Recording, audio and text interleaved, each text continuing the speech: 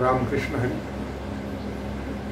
कावळा आणि कोकिळा हे दोन पक्षी असे आहेत जे दिसायला सारखे असतात आणि त्याच्यामुळं पाहून कधी कधी त्यांच्यामधला भेद ओळखता येत नाही.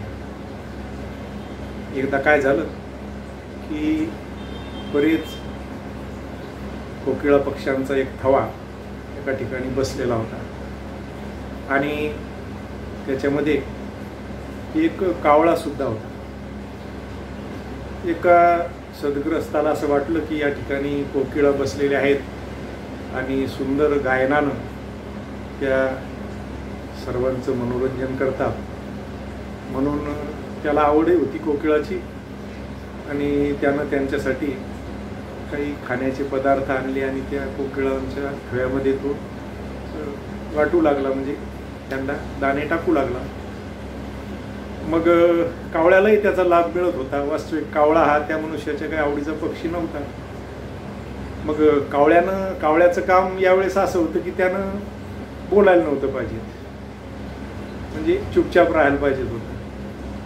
परंतु स्वभाव आडाला त्याचा आणि त्यानं आवाज काढला. काव काव असा आवाज काढल्याच्या नंतर मग मात्र कोकिळा नसून कावळा आहे ही त्याची ओळख उघडी पडली.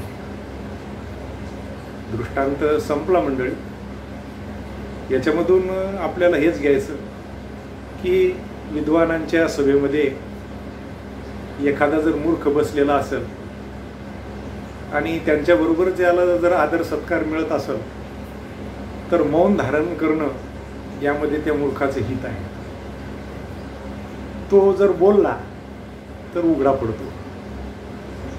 एक वचन आहे संस्कृतमध्ये, मूर्खोपी शोभते तावत यावत किंचित न भासते. मूर्ख तोपर्यंत शोभतो जोपर्यंत तो काही भाष्य करत नाही. बऱ्याच वेळेला समाजात आपण असं बघतो की काही काही लोक विद्वानांच्या सारखे कपडे वगैरे धारण करून वेगवेगळे पोशाख करून समाजामध्ये वावरत असतात आणि त्यांना पाहून असं वाटतं की हे काहीतरी उच्च विद्याभूषित पंडित मोठे ज्ञानी असले पाहिजेत, अशा प्रकारे त्यांचं वर्तन असतं.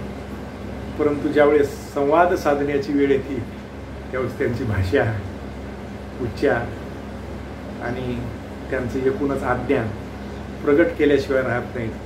म्हणून सज्जनांच्या सभेमध्ये मूर्खानं मौन धारण करण्यात, गप्प राहण्यातच त्याचं हित आहे. रामकृष्ण आहे.